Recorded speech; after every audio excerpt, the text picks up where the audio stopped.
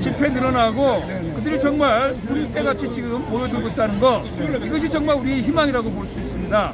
그런데 올해 사실 냉정하게 봤을 때 더 어려워질 수밖에 없는 상황이다. 왜냐 이 선거 부정 문제가 해결되지 않는 상황에서 지방선거라는 게 아무 의미가 없거든요.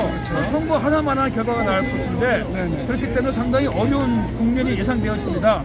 그러나 우리가 언제처럼 싸워왔던 것처럼 또 문제가 뭐냐 그러면 국힘당을 비롯해서 지금 이제 이 배반자들이 속출하고 있잖아요.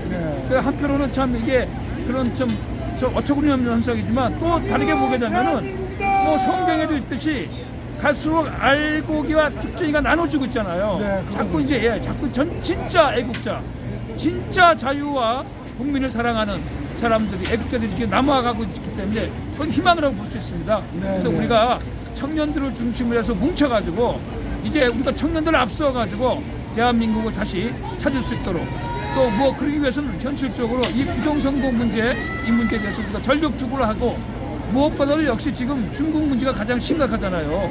대한민국이 거의 지금 중국 공산당에게 완전히 잡혀먹고 있는 상황인데 이 상황을 많은 국민들이 인식하고 행동할 수 있도록 우리가 더 큰 목소리를 내도록 노력을 하도록 합시다. 이번에 그 이재명이 중국을 간다는 부분이죠.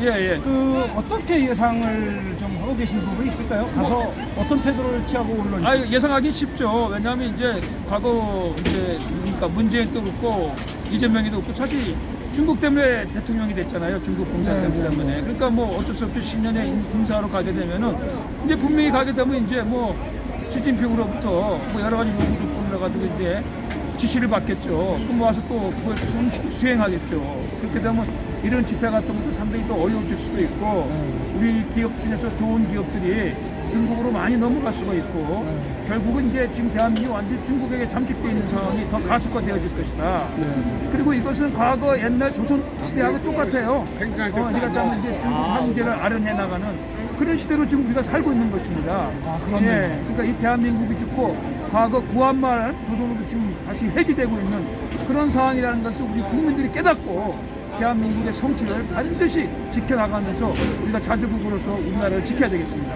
이번에 그 윤석열 대통령 이제 그 재판이 이제 마무리 단계로 곧 이제 접어들어가는 것 같은데 지금 굉장히 그 뭐 비관적인 얘기가 지배적인 것 같은데 우리 교수님은 어떻게 보세요?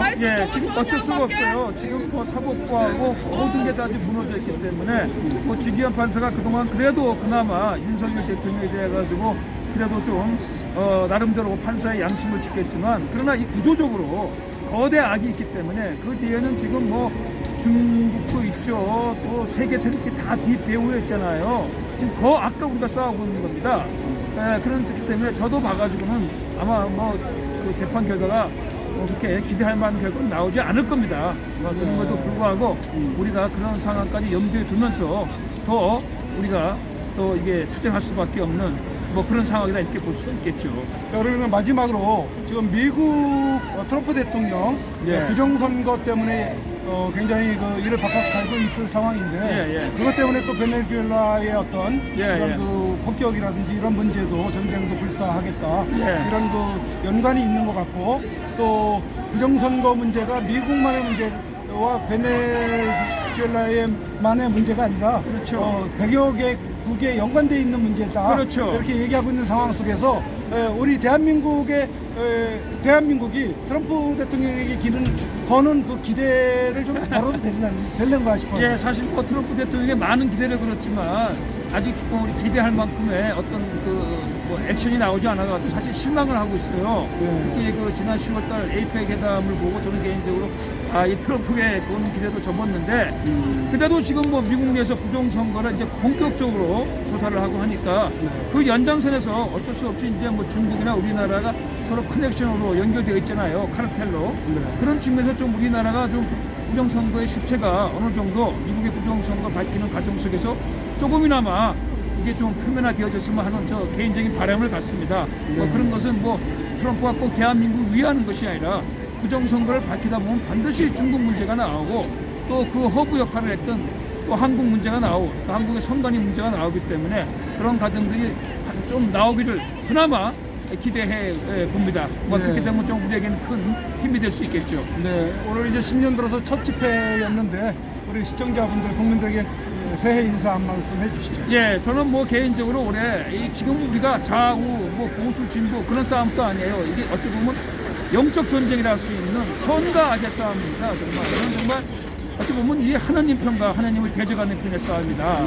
그래서 저는 개인적으로 이 하나님의 공의가 다시 좀 세워졌으면 좋겠고, 무엇보다도 우리나라가 좀 이게 좀 정상화가 돼가지고 우리가 상식적인 생각으로도 좀 일상생활이 가능한 그러한 대한민국이 빨리 회복되길 바라고, 무엇보다도 여러분, 특히 자유 우파 애국심 여러분 건강 여러분 기원하겠습니다. 우리가 올해 사실 더 어려워질 겁니다.